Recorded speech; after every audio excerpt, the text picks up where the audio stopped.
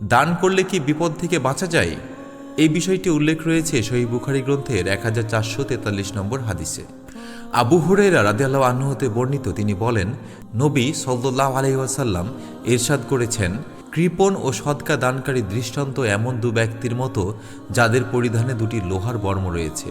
অপর সনদে আবুল ইয়ামান রহমতুল্লাহ আলাইহে আবু হুরায়রা রাদিয়াল্লাহু আনহু হতে বর্ণিত, তিনি আল্লাহর রাসূল সাল্লাল্লাহু আলাইহি সাল্লামকে বলতে শুনেছেন, কৃপণ ও সদকা দানকারী দৃষ্টান্ত এমন দুজন ব্যক্তির মতো যাদের পরিধানে দুটি লোহার বর্ম রয়েছে, যা তাদের বুক হতে কাঁধ পর্যন্ত বিস্তৃত।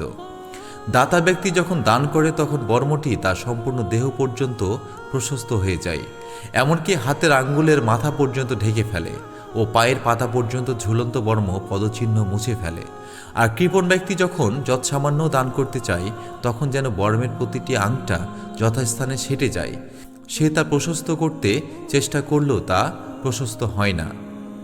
আপনার দানই হতে পারে আপনার চারপাশের লোহার বর্ম, যা আপনাকে সব অনিষ্ট থেকে রক্ষা করতে পারে।